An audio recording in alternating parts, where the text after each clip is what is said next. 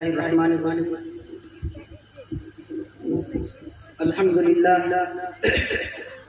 الحمدللہ رب العالمین والصلاة والسلام علی اشرف الانبیاء والمرسلین وعلی آلہ واصحابہ اجمعین اما بعد قال اللہ تبارک وتعالی اعوذ باللہ من الشیطان الرجیم بسم اللہ الرحمن الرحیم انک لعلی خلق عظیم وقال النبي صلى الله عليه وسلم بعثت لأتمم مكارم الأخلاق أو كما قال عليه الصلاة والسلام سبحان ربك رب العزة عما يصفون وسلام على المرسلين والحمد لله رب العالمين اللهم صل على سيدنا محمد وعلى آل سيدنا محمد وبارك وسلم اللهم صل على سيدنا محمد وعلى آل سيدنا محمد وبارك وسلم اللهم صل على سيدنا محمد وعلى آل سيدنا محمد وبارك وسلم فخر دنیا فخر عقبہ فخر دوراں کو سلام فخر جن فخر ملائک فخر انساں کو سلام کفر کی تاریکیاں مٹتی ہیں جس کے نام سے اس چراغ بزم ہستی ماہ تاباں کو سلام گلشن ہستی میں آئی جس کے آنے سے بہار اس بہار جاوداں جانے گلستاں کو سلام جس کو خالق نے بنایا ہے امام الانبیاء تاجدار انبیاء فخر رسولاں کو سلام جس کے تارے ہیں ابو بکر و عمر عثمان علی معرفت کے چاند اس مہر درخشاں کو سلام زینت الفقر فخری جس کی عظمت کا نشان سرور کون و مکاں کو ایسے سلطان کو سلام حشر میں ڈھونڈیں گے جس کا آسرا سب امتی ایسے ذل عافیت کو ایسے داما کو سلام جس کی رفعت تک پہنچنے سے تھکے روح الامین جس کی رفعت تک پہنچنے سے تھکے روح الامین صاحب معراج اس خالق کے مہما کو سلام جس کو حاصل ہے علوم اولین و آخرین علم و دانش فکر و فن کے اس نگہباں کو سلام فخر دنیا فخر عقبہ فخر دوراں کو سلام فخر جن فخر ملائک فخر انساں کو سلام حضرات علماء کرام بزرگان قوم و ملت پردہ نشین باوقار ماؤں اور بہنوں اللہ تبارک و تعالیٰ کا بے انتہا احسان اور کرم ہوا کہ اس نے آج آپ حضرات سے ملاقات کا ایک سنہرا موقع عنایت فرمایا قرآن مقدس کی جو آیت کریمہ تلاوت کی گئی اس آیت کریمہ کے اندر اللہ کے نبی صلی اللہ علیہ وسلم کو خالق کائنات نے ایک بڑا انعام دیا اور یہ فرمایا کہ اے محبوب ہم نے آپ کو بلند اخلاق کا پیکر بنا کر دنیا میں بھیجا ہے اللہ کے نبی علیہ السلام جس وقت دنیا میں تشریف لائے تو ایک ماحول تو عجیب تھا اور بچپن سے لوگوں نے آپ کو دیکھا مگر وقت گزرتا گیا جب آپ کی عمر شریف 40 سال کو پہنچی اور جس دن آپ نے نبوت اور رسالت کا اعلان کیا ہے تو جو لوگ بچپن سے آپ کا نام لینے میں آپ کی بے ادبی سمجھتے تھے نام لینا پسند نہیں کرتے تھے بلکہ ادب کی وجہ سے امین اور صادق کے نام سے یاد کرتے تھے جس دن اللہ کے نبی علیہ السلام نے اپنی نبوت کا اعلان کیا ہے تو وہی لوگ آپ کے دشمن ہوئے ہیں اور دشمنی کا ایسا پتھر پھینکا ہے سب سے پہلے جس نے دشمنی کی ہے وہ کوئی اور نہیں تھا اللہ کے نبی علیہ السلام کی پیدائش کی خبر سن کر کے جس چچا نے خبر دینے والی باندی کو آزاد کیا تھا آج وہی بھتیجا جب نبوت کا اعلان کرتا ہے تو وہی پیدائش کی خبر سن کر کے باندی کو آزاد کرنے والا چچا سب سے پہلے دشمنی کا پتھر پھینکتا ہے اللہ کے نبی علیہ السلام کی شان میں اس نے نازیبہ الفاظ کہے ہیں اللہ تبارک و تعالیٰ کی رحمت سے گوارا نہیں ہوا سورہ تبت یدا قرآن کریم میں پوری سورت نازل کر دی گئی قیامت تک وہ سورت پڑھی جاتی رہے گی اور آپ کی شان میں گستاخانہ الفاظ کہنے والے پر لعنت پڑتی رہے گی اللہ کے نبی علیہ السلام نے کیسا گھونٹ پیا ہوگا کہ جس وقت آپ کے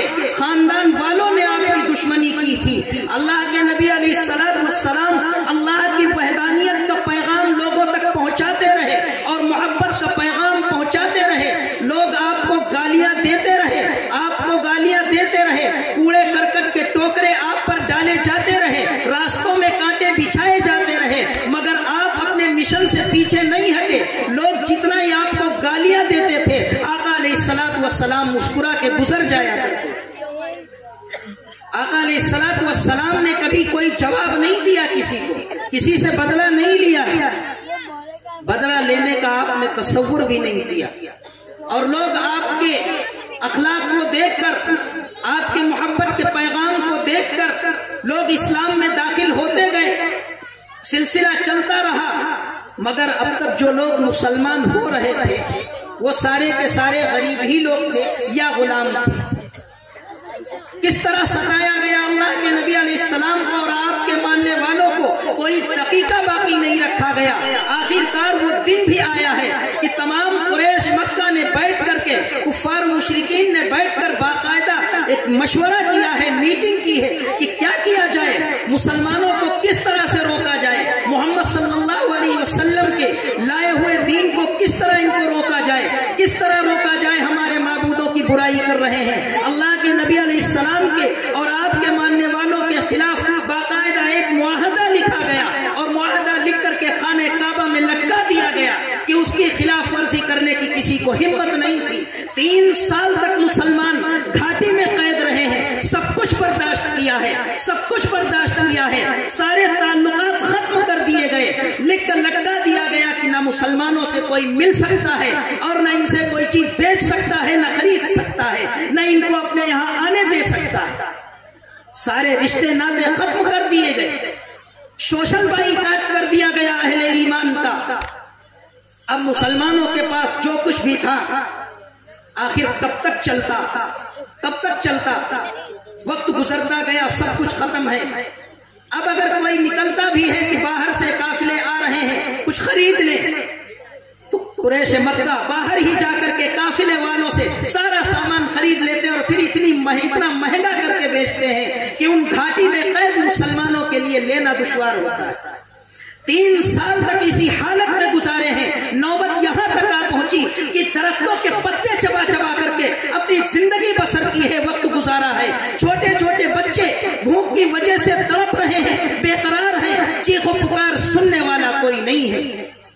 हजरत अमीर हमजा रजी अल्लाह ताला अन्हु और हजरत उमर इब्न खत्ताब रजी अल्लाह ताला अन्हु शेरान मक्का अल्लाह के नबी की दाढ़ी में हाथ डाल रहे हैं, खुशामद कर रहे हैं कि या रसूलल्लाह आप तो इजाजत दे दीजिए तलवार उठाने की, या रसूलल्लाह आप तो इजाजत दे दीजिए। आका अलैहिस्सलाम ने फरमाया सब्र करो, सब्र करो। सब्र की तलकीन कर रहे हैं। अल्लाह के नबी अलैहिस्सलातु वस्सलाम फाकों पर फाके, जितने भी मुसलमान हैं सब फाकों पर फाके कर रहे हैं। हजरत खदीजा रजी अल्लाह ताला अन्हा के यहाँ से कुछ थोड़ा बहुत खाना चुपके से आ जाता था तो खुद नहीं खाती थी, बच्चों में तकसीम कर दिया करती थी, बच्चों में तकसीम कर दिया करती थी। हालांकि जरूरत खुद को भी है, खुद भी भूखी है, मगर बच्चों के आगे लुकमा हलक से नहीं उतरता। आज हमारा हाल क्या है? अगर कोई चीज तकसीम हो रही हो फिर देखो, बच्चों को इस तरह पीछे करके बड़े बड़े आगे बढ़ते हैं।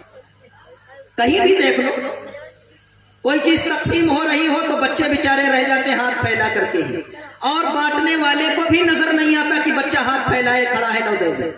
और बड़े बड़े लोग शौक से खा रहे हैं, बच्चे मुंह देख रहे हैं। हजरत खदीजा रजी अल्लाह ताला अन्हा खुद भी भूखी हैं, घर से खाना आया, बच्चों में तकसीम कर दिया, खुद सब्र कर लिया। अल्लाह के नबी अलैहिस्सलाम सब्र की तलकीन कर रहे हैं। आखिरकार जब हजरत अमीर हमजा रजी अल्लाह ताला अन्हु का इसरार बढ़ा है आका अलैहिस्सलातु वस्सलाम पर, कुरान मुकद्दस की आयत नाजिल हो गई, अम हसिबतुम अन तदखुलुल जन्नत वलम्मा यातिकुम मसलुल लज़ीना खलौ मिन क़ब्लिकुम मस्सतहुमुल बअसाउ वज़्ज़र्रा वज़ुलज़िलू हत्ता यक़ूलर रसूल वल्लज़ीना आमनू मअहु मता नस्रुल्लाह अला इन्न नस्रल्लाहि करीब। कि क्या तुम ये गुमान करते हो, तुम ये समझते हो कि हम बगैर आजमाइश के, बगैर इम्तिहान के जन्नत में दाखिल हो जाएंगे?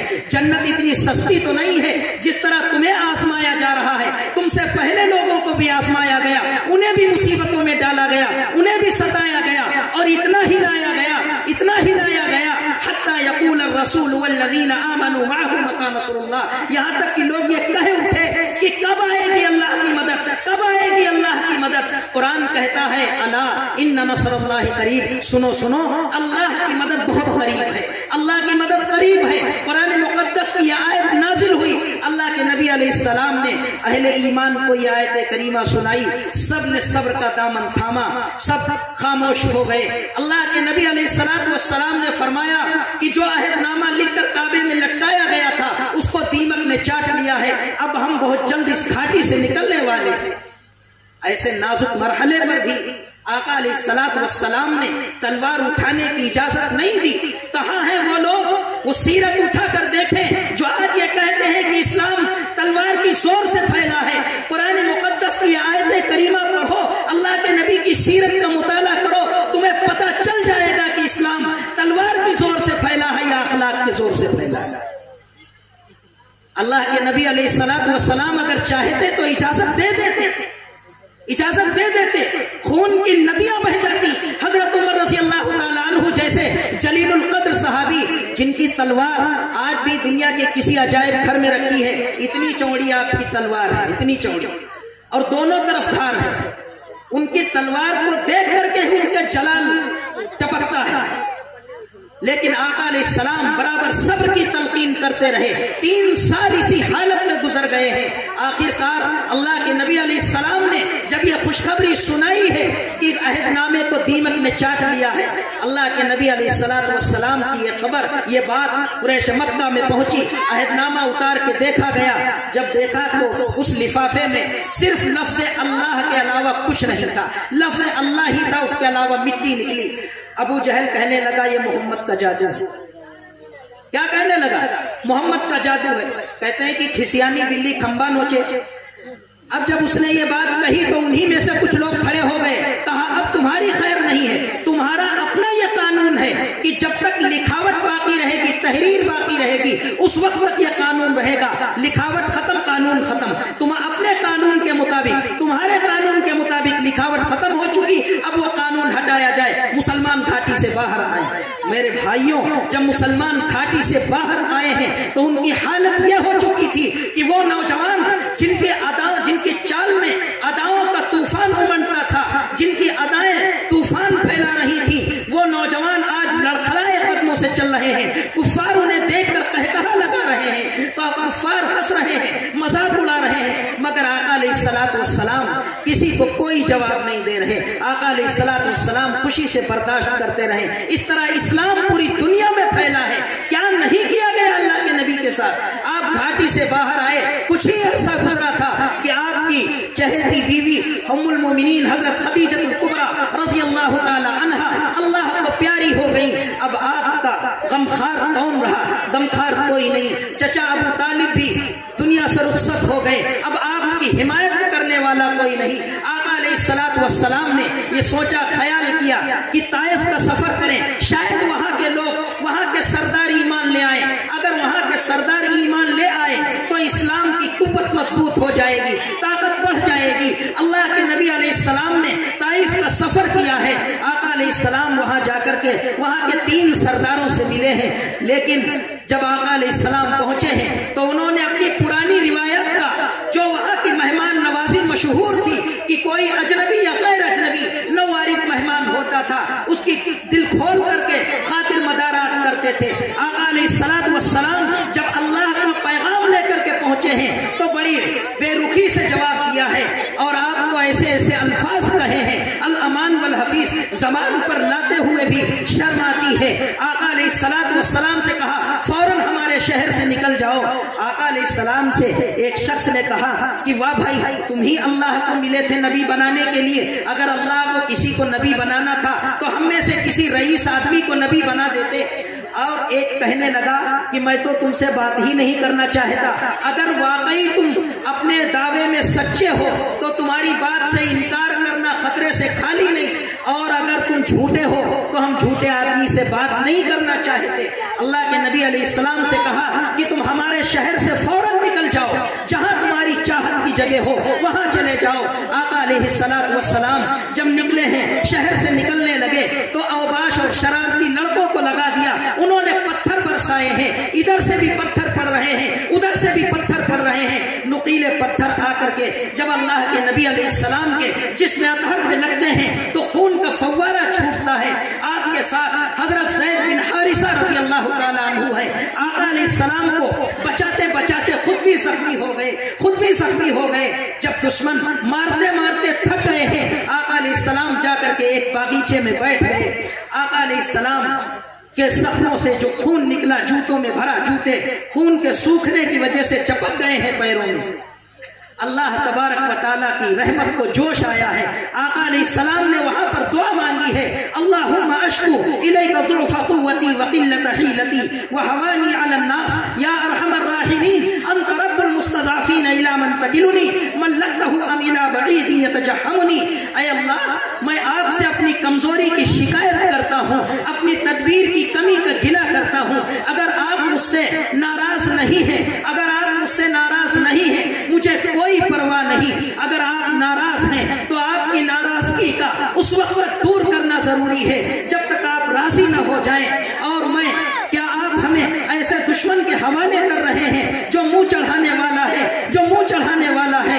اے اللہ، آپ کے علاوہ کوئی طاقت نہیں ہے، کوئی قوت نہیں ہے۔ اللہ کے نبی علیہ السلام کی یہ دعا آپ نے جب دعا کی ہے، آقا فرماتے ہیں کہ بادل کا ٹکڑا نظر آیا، اس میں جبریل امین تھے، آپ نے وہی سے سلام کیا ہے اور اس کے بعد سامنے آئے، فرمایا یا رسول اللہ، آپ کی گفتگو جو سرداروں سے ہوئی تھی، اللہ نے وہ گفتگو سنی ہے اور ان کی باتوں کا جواب دیا ہے، اور آپ کے سامنے ایک پہاڑوں کے فرشتے کو بھیجا ہے، آپ اسے جو حکم دے وہ کرنے کو تیار ہے۔ آقا علیہ السلام کی آنکھوں میں آنسو آ گئے۔ پہاڑوں کا فرشتہ سامنے آیا اور عرض کیا یا رسول اللہ، اب آپ کے زخم ہم سے نہیں دیکھے جا رہے، اب آپ کی تکلیف ہم سے نہیں دیکھی جا رہی، یا رسول اللہ اجازت دیجئے میں دونوں جانب کے پہاڑوں کو ایک میں ملا دوں اور بیچ میں طائف والوں کو پیس دوں۔ آقا علیہ السلام نے فرمایا کیا تمہیں اللہ نے حکم دے کر کے بھیجا ہے؟ فرمایا نہیں، اللہ نے حکم تو نہیں دیا، بس اتنا کہا کہ میرا محبوب جو حکم دے وہ کرنا۔ آقا نے فرمایا تو جاؤ تم اپنا دھندا کرو، ہمیں تمہاری کوئی ضرورت نہیں ہے۔ آقا علیہ السلام کی آنکھوں میں آنسو آ گئے، آپ نے چشم پرنم دل پرغم کے ساتھ دعا فرمائی کہ اے اللہ میری قوم کی مغفرت کر دے، یہ مجھے جانتے نہیں ہیں، مجھے جانتے نہیں ہیں اے اللہ۔ اور مزید برا آپ نے آئندہ کے لیے دعا کی کہ اے اللہ اگر کبھی ان کی تکلیفوں سے میں تاب نہ لا، ان کی تکلیفوں کی تاب نہ لا سکوں اور میری زبان سے کوئی بد دعا یا کلمات نکل جائے، اے اللہ میری اس بد دعا کو قبول نہ کر۔ کہاں ملیں گے ایسے نبی؟ آقا علیہ السلام کو مسکراتے ہوئے تو سب نے دیکھا، مگر دل کی کرچوں کو کس نے دیکھا تھا؟ دل کے زخموں کو کس نے دیکھا تھا؟ اللہ کے نبی علیہ السلام اس نازک مرحلے پر بھی اپنے دشمنوں کے لیے دعا کر رہے ہیں۔ یہ ہے پیغمبر کے اخلاق۔ اللہ کے نبی علیہ السلام کے انہی اخلاق کو دیکھ کر کے دشمنوں نے اسلام قبول کیا ہے۔ جو آپ کو قتل کرنے آتے تھے وہ آپ کے سامنے آ کر کے اسلام قبول کرتے تھے۔ آپ نے بارہا واقعہ سنا ہوگا، آقا علیہ السلام کسی غزوے سے واپس آ رہے تھے، شدید گرمی کا موسم ہے، دوپہر کا وقت ہے۔ آقا علیہ السلام راستے میں کیکر کے درخت تھے، وہاں آپ نے پڑاؤ ڈال دیا۔ صحابہ کرام نے بھی آقا علیہ السلام سے تھوڑی دور ہٹ کر کے آرام کرنا شروع کر دی، اپنے اونٹ بٹھا دیے۔ آقا علیہ السلام ساتھیوں سے دور ہیں، جیسے ہی لیٹے ہیں، تھکے ہوئے تھے، لیٹتے ہی نیند آ گئی۔ آپ کی تلوار پیڑ پر لٹکی ہوئی، ایک دشمن آپ کی تاک میں تھا، اس نے جب دیکھا کہ محمد اپنے ساتھیوں سے دور ہیں اور تلوار بھی لٹکی ہوئی ہے، سوچا کہ گولڈن چانس ہے، اس سے اچھا چانس کہیں نہیں ملے گا، چلو 2-2-4 کا معاملہ کر لو، فیصلہ کر لو یہیں پر۔ آیا ہے، اللہ کے نبی کی تلوار اٹھائی، تلوار تان دی ہے، اس نے تلوار تان دی، قریب تھا کہ حملہ کر دیتا۔ آقا علیہ السلام کی آنکھ کھل گئی۔ آقا علیہ السلام اٹھ کے بیٹھے، فرمایا، دشمن کو دیکھا، دشمن کہنے لگا کہ من یمنعک منی یا محمد، اے محمد بتا تمہیں ہم سے کون بچائے گا؟ آقا علیہ السلام نے بڑے سکون سے جواب دیا، اللہ، اور ساتھی قلبی توجہ ڈالی۔ دشمن کانپنے لگا ہے، ہاتھوں میں لرزہ طاری ہو گیا، تلوار وہیں گر گئی۔ اب اللہ کے نبی علیہ السلام نے تلوار اٹھائی، دشمن کا گریبان پکڑا، کہا بتا اب تجھے کون بچائے گا؟ اب وہ تو بچپن سے اس نے دیکھا تھا، جانتا تھا کہ محمد بڑے مہربان ہیں، تو اب خوشامد کرنے لگا، بیچارہ مرتا کیا نہ کرتا، خوشامد کرنے لگا کہ ارے آپ تو بڑے مہربان ہیں، بڑے ہمدرد ہیں، اور یہ ہیں وہ ہیں، تعریفوں کا پل باندھنا شروع کر دیا۔ اللہ کے نبی نے فرمایا کہ چل جا ہٹ، میں نے تجھے معاف کر دیا، معاف کر دیا۔ اللہ کے نبی نے اپنے جان لینے والے دشمن کو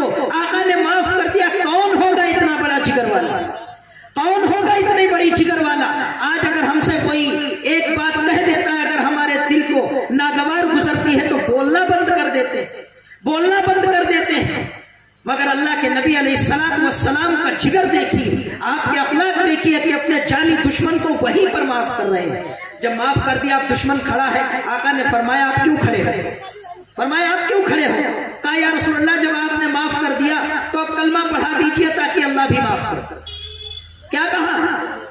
کیا آپ کلمہ پڑھا دیجئے تاکہ اللہ بھی معاف کر دے. یہ کس کے نتیجے تھے؟ کیا اللہ کے نبی نے کوئی بدلہ لیا تھا؟ آپ علیہ السلام اگر چاہتے تو بدلہ لے سکتے تھے، صحابہ کو آواز دیتے، صحابہ تو پلک جھپکتے ہی کام تمام کر دیتے، مگر یہ آپ کی شان کریمی کے خلاف تھا. آپ علیہ السلام نے اس کو گوارا نہیں کیا. آپ کو علیہ السلام کو ایک شخص کا ایمان میں داخل ہونا بے انتہا پسند تھا، قتل کرنا پسند نہیں تھا. اللہ کے نبی علیہ السلام نے اسے معاف کیا، فوراً وہ وہیں پر ایمان لایا. اللہ کے نبی علیہ السلام خانہ کعبہ میں نماز پڑھ رہے ہیں، سجدے کی حالت میں ہیں. ابو جہل نے کہا کہ فلاں جگہ پر اونٹ کی اوج پڑی ہے، تم میں سے کون ہے جو وہ اونٹ کی اوج اٹھا کر کے لائے؟ عقبہ بن ابی معیط اٹھا ہے، وہ بد نصیب جا کر کے اونٹ کی اوج گھسیٹ کر لایا، اللہ کے نبی کی پشت پر رکھ دی. آقا سجدے میں ہیں، آقا سجدے میں ہیں، اونٹ کی اوج رکھی ہے. آقا علیہ السلام سر نہیں اٹھا سکے، دم گھٹنے لگا. حضرت فاطمہ آئی ہے، جیسے تیسے اسے کھینچ کر الگ کیا ہے، جلال میں آ گئی. اور جب حضرت فاطمہ کا جلال اللہ کے نبی نے دیکھا ہے تو آقا علیہ السلام نے فرمایا بیٹی فاطمہ صبر کرو، صبر کرو، اللہ کا دین برحق ہے، دنیا میں چمک کر کے رہے گا. جب تک دنیا کے ایک ایک کچے اور پکے گھر میں اللہ کا دین نہیں پہنچ جائے گا، قیامت نہیں آ سکتی. دنیا کے ایک ایک کچے اور پکے گھر میں اللہ کا کلمہ پہنچ کر کے رہے گا، اور پہنچا ہے. اور اسلام بلند ہونے کے لیے آیا ہے، بلند ہوتا رہے گا. کس کی بنیاد پر؟ اللہ کے نبی کے اخلاق کی بنیاد پر پھیلا ہے. ہمیں ضرورت اس بات کی ہے کہ ہم اپنے اندر وہ اخلاق پیدا کریں جو پیغمبر علیہ السلام نے ہمیں تعلیم کی تھی. مگر افسوس ہوتا ہے کہ ہمیں آپس میں لڑنے سے فرصت نہیں ہے. ایک پڑوسی کو دوسرے پڑوسی سے بڑی شکایت ہے. آقا علیہ السلام نے کیا فرمایا؟ واللہ لا یؤمن، واللہ لا یؤمن، خدا کی قسم وہ شخص ایمان والا نہیں، خدا کی قسم وہ شخص ایمان والا نہیں. صحابہ حیرت میں پڑ گئے، آخر کون ہے جو ایمان والا نہیں؟ صحابہ نے پوچھا یا رسول اللہ کون ایمان والا نہیں؟ آقا نے فرمایا من لا یامن جارہ بوائقہ، وہ شخص مومن نہیں ہو سکتا جس کا پڑوسی اس کی تکلیفوں سے محفوظ نہ ہو، وہ مومن نہیں ہو سکتا. آج ہم نے اپنے پڑوسیوں کے کتنے حق ادا کیے. پڑوسی بھوکا سو رہا ہے، ہم سیر ہو کے کھا رہے ہیں، اور پڑوسی کو تانا بھی دے رہے ہیں کہ دیکھا بھوکے مر رہے ہیں. اگر تم کو مدد نہیں کرنا تھی تو یہ ٹھیس تو نہ پہنچاتے. کیا تمہارے یہی اخلاق تھے؟ کیا ایسے ہی اسلام دنیا میں پھیلے گا؟ کیا ایسے ہی دوسرے دشمن دوست بنیں گے؟ اس انداز پر تو دوست بھی دشمن بن جائے. اس لیے اپنانے کی ضرورت ہے کہ ہمارے اخلاق وہ ہونا چاہیے کہ ہمارا دشمن بھی دیکھ کر کے ہمارا اپنا بن جائے. اللہ کے نبی علیہ السلام نے جنگ و جدال جیسے نازک مرحلے پر بھی اخلاق کا پہلو سامنے رکھا ہے، اخلاق کا پہلو سامنے رکھا ہے. آپ نے فرمایا سنو کسی عورت پہ تلوار نہ اٹھانا، سنو کسی بچے پہ تلوار نہ اٹھانا، کسی بوڑھے پہ تلوار نہ اٹھانا. جنگ کے میدان میں جو تمہارے مقابلے میں آئے اس پر تلوار اٹھانا، اور جنگ میں پہل مت کرنا، بلکہ صلح صفائی سے کام جہاں تک چل سکے صلح صفائی سے کام چلانے کی کوشش کرنا، کہ جہاں تک ہو سکے جنگ نہ ہو. اللہ کے نبی علیہ السلام نے اپنی زندگی میں تقریباً 27 غزوات کیے ہیں، 27 لڑائیاں وہ لڑی ہیں جس میں اللہ کے نبی خود باقاعدہ بنفس نفیس کمانڈر بن کے گئے ہیں. آقا علیہ السلام نے بہت ساری جنگیں وہ کی جن میں جنگ کی نوبت ہی نہیں آئی، جنگ کے میدان میں پہنچے صلح ہوئی. آپ کے اخلاق کو دیکھ کر کے دشمنوں نے ہتھیار ڈال دیے. ہمارا حال کیا ہے کہ ہمارے اپنے بھی ہم سے منہ موڑتے ہیں. یہ ہے ہمارے اخلاق. ہم اپنے پڑوسی کو دیکھتے ہیں تو حسد کی وجہ سے آپ کو گولا ہوتے ہیں. اللہ کے نبی علیہ السلام نے فرمایا کہ جبریل امین جب بھی میرے پاس آئے ہیں انہوں نے پڑوسی کے اتنے حقوق بیان کیے، مجھے یہ اندیشہ اندیشہ ہونے لگا کہ کہیں ایسا نہ ہو میراث میں حصہ بھی متعین کر دیں۔ میرے دوستوں، میرے بھائیوں، شریعت کا حکم تو یہ ہے کہ اپنی عمارت بناؤ تو پڑوسی کی چھت سے اونچی نہ کرو۔ کیوں؟ تم اپنی مکان بناؤ گے، بیچ میں 4 منزلہ مکان بنا کے ادھر کھڑا کر دیا، 4 منزلہ ادھر کھڑا کر دیا، بیچ میں کسی غریب کی جھونپڑی ہے، وہ بیچارہ کیا کرے گا؟ وہ بیچارہ کیا کرے گا؟ کیا اس کے مکان کی ہوا نہیں رک رہی؟ یہ حقوق نہیں، حقوق العباد ہے، یہ پڑوسی کا حق ہے، وہ اللہ کے یہاں دامن پکڑے گا۔ یہ ہمارے اخلاق ہے کہ ہمارا پڑوسی پریشان ہو اور ہم مزے سے رہیں۔ میرے دوستو، اپنے اندر وہ جذبات پیدا کرو کہ اگر ہم برداشت کا مادہ پیدا کرو کہ اگر کسی نے کھری کھوٹی کچھ کہہ لی، ٹھیک ہے وہ بڑا ہو جائے۔ کیا آپ نے نہیں سنا حضرت یوسف علیہ السلام کے بھائیوں نے آپ کو کنویں میں ڈال دیا تھا، کنویں میں ڈال دیا تھا، لیکن جب یوسف علیہ السلام کی ٹھوکروں میں مصر کا تخت شاہی آیا ہے تو کیا آپ نے بھائیوں سے بدلہ لیا تھا؟ کیا بھائیوں سے آپ نے بدلہ لیا؟ آپ چاہتے تو بدلہ لے سکتے تھے، مگر بھائیوں سے کہا کہ جاؤ گھر والوں کو بھی یہی ساتھ لے آنا۔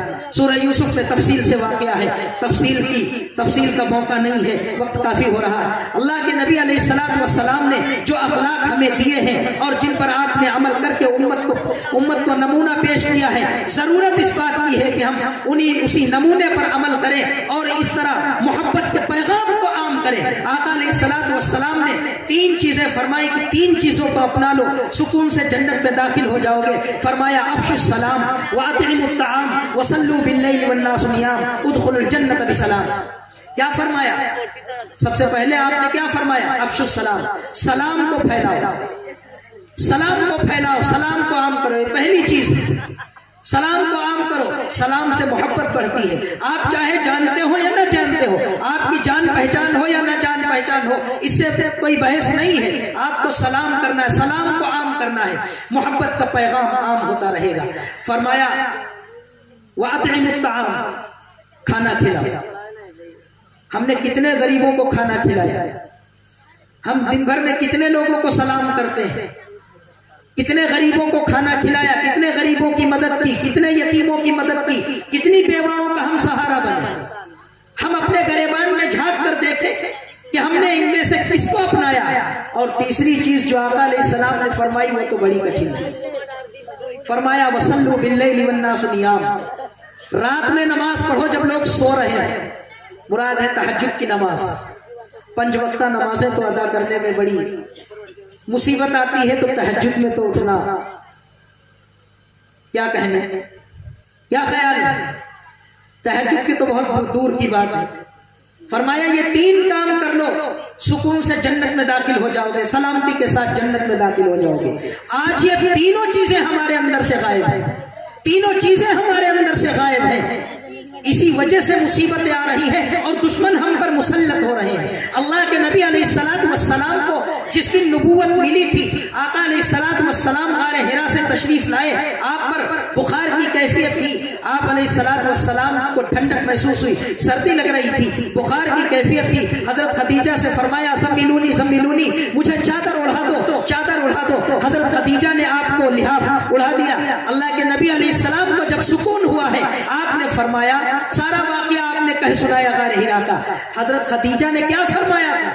آپ کو تسلی دی، تسلی بھرے الفاظ جو کہے تھے۔ فرمایا اے اللہ کے نبی، آپ کو پریشان ہونے کی ضرورت نہیں ہے، اللہ آپ کو ہلاک نہیں کرے گا۔ کیوں اللہ آپ کو ہلاک نہیں کرے گا؟ فرمایا آپ تو یتیموں کی مدد کرتے ہیں، کمزوروں کی مدد کرتے ہیں، بیواؤں کا سہارا ہے، یتیموں کا آسرا ہے، آپ تو دوسروں کا بوجھ اٹھاتے ہیں، مہمانوں کی خاطر مدارات کرتے ہیں، آپ کو اللہ ہلاک نہیں کرے گا۔ کیوں؟ انہی بنیادوں پر کہ آپ غریبوں کی مدد کرتے ہیں، آپ دوسروں کا بوجھ اٹھاتے ہیں، اس لیے اللہ آپ کو ہلاک نہیں کرے گا۔ آپ مہمانوں کی مہمان نوازی کرتے ہیں، اس لیے اللہ آپ کو ہلاک نہیں کرے گا۔ آج اگر ہم ہلاک ہیں تو اسی بنیاد پر کہ یہ چیز ہمارے اندر سے نکل چکی ہے اور اس کو غیروں نے بہت شوق سے لیا ہے، اس کو شوق سے لیا ہے۔ آج اگر ہمارے گھر میں مہمان آ جائے، 2 دن رکے تو تیسرے دن ماتھے پر بل آ جائے، اور اگر کوئی مہمان اتفاق سے اگر اس نے مہینے میں 2 چکر لگا دیے تو بس سمجھ لو آفت کھڑی ہے. کہتے ہیں ان کا تو ٹھکانہ بن گیا. یہ ہے ہماری حالت، یہ ہے ہمارے اخلاق. کہاں سے وہ رونق آئے گی؟ کہاں سے دشمن اپنے ہوں گے؟ اسی وجہ سے مسلمانوں پر مصیبتیں آتی ہیں. اگر اس پیغام کو عام کرنا شروع کر دو، خدا کی قسم کھا کے کہتا ہوں بہت جلد حالات بدل جائیں گے. انشاءاللہ تمہاری ترقی شروع ہو جائے گی. اللہ کے نبی علیہ السلام نے جو پیغام دیے ہیں ان پیغامات کو عام کرنے کی ضرورت ہے، اور محبت کے پیغام کو پھیلانے کی ضرورت ہے. ہمیں اس طرح دوسروں کو اپنا بنانا ہے. اللہ تبارک و تعالیٰ سے دعا ہے کہ اللہ ہم سب کو عمل کی توفیق نصیب فرمائے. واقعی